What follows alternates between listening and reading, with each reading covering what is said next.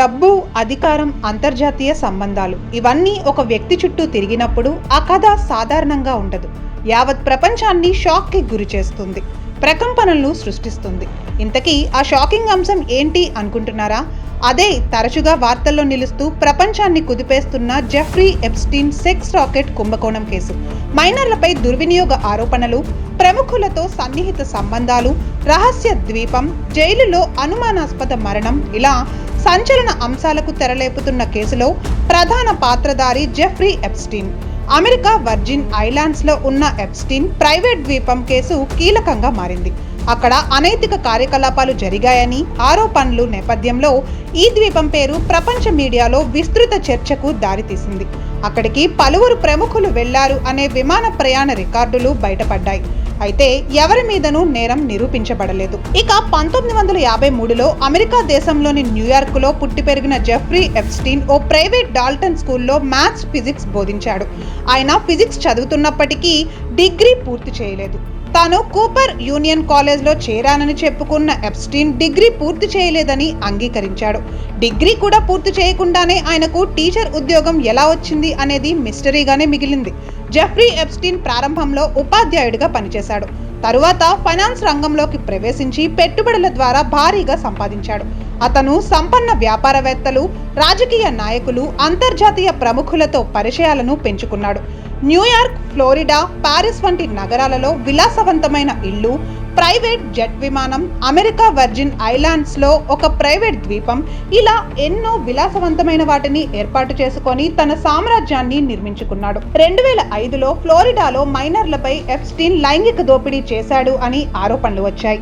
విచారణ అనంతరం 2008లో అతనికి ఒక ప్లీ డీల్ కుదిరింది. ఆ ఒప్పందం ప్రకారం అతనికి తక్కువ శిక్ష విధించారు. అంటే కేవలం 13 నెలలు మాత్రమే జైలు శిక్ష, అది కూడా ప్రత్యేక సౌకర్యాలతో. ప్రాసిక్యూటర్లతో చేసుకున్న ఒప్పందం ద్వారా తక్కువ శిక్షతో తప్పించుకున్నాడు. ఈ తీర్పు ప్రజల్లో తీవ్ర ఆగ్రహం రేకెత్తించింది. ఎందుకంటే అతని సంపద, అతని ఫేమ్ ప్రభావం కారణంగా చట్టపరమైన చర్యలు సాఫీగా ముగిశాయి అనే విమర్శలు వచ్చాయి. ఈ దశలో కేసు పూర్తిగా ముగిసింది అనిపించినా బాధితుల వాంగ్మూలాలు మళ్లీ వెలుగులోకి వచ్చాయి. 2019లో న్యూయార్క్లో ఎప్స్టీన్ను అమెరికా ఫెడరల్ అధికారులు మళ్లీ అరెస్ట్ చేశారు. ఈసారి కేసు మరింత తీవ్రమైంది.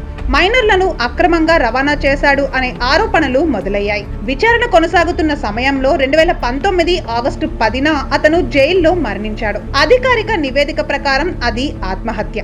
కానీ ఈ మరణం చుట్టూ అనేక అనుమానాలు వ్యక్తమయ్యాయి. సీసీటీవీ కెమెరాలు పనిచేయకపోవడం, గార్డుల నిర్లక్ష్యం వంటి అంశాలు కుట్ర సిద్ధాంతాలకు దారితీశాయి. ప్రపంచాన్ని వణికించిన జెఫ్రీ ఎప్స్టీన్ సెక్స్ కుంభకోణంలో ప్రధాన సూత్రధారి గిస్లాన్ మాక్స్వెల్.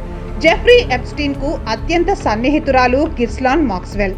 తొలుత ప్రియురాలిగా ఉన్న ఆమె తర్వాత అతని వ్యాపార భాగస్వామిగా, సెక్స్ రాకెట్ మేనేజర్ గా మారింది. ఎప్స్టీన్ విలాసవంతమైన జీవితాన్ని నిర్వహించడంలో ఆమెదే కీలక పాత్ర. 2020లో అరెస్ట్ అయిన ఆమెకు 2022లో అమెరికా కోర్టు 20 ఏళ్ల జైలు శిక్ష విధించింది. జైలు గోడల మధ్య ఉన్న ఈ క్రైమ్ క్వీన్ ఇప్పుడు అమెరికా పార్లమెంటరీ కమిటీకి చుక్కలు చూపిస్తోంది. ప్రస్తుతం ఆమె టెక్సాస్ లోని ఫెడరల్ జైల్లో తన శిక్షను అనుభవిస్తోంది. తను నోరు విప్పాలంటే డొనాల్డ్ ట్రంప్ తనకు క్షమాభిక్ష పెట్టాలి అంటూ ఆమె వేస్తున్న బేరం ఇప్పుడు అంతర్జాతీయంగా పెను సంచలనానికి దారితీసింది. జెఫ్రీ ఎప్స్టీన్ కేసులో 2025లో అమెరికా న్యాయశాఖ విడుదల చేసిన మెమో ప్రకారం FBI 300 గిగాబైట్లకు పైగా డేటా, భౌతిక ఆధారాలను సేకరించారు.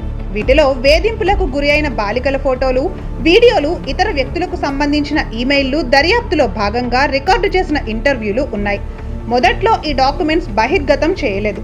కానీ జనవరి 30, 2026న అమెరికా న్యాయశాఖ చాలా సమాచారాన్ని విడుదల చేసింది. ఈ ఫైల్స్లో 30 లక్షలకు పైగా పేజీలు, 2000 వీడియోలు, దాదాపు 1,80,000 ఫోటోలు ఉన్నాయి.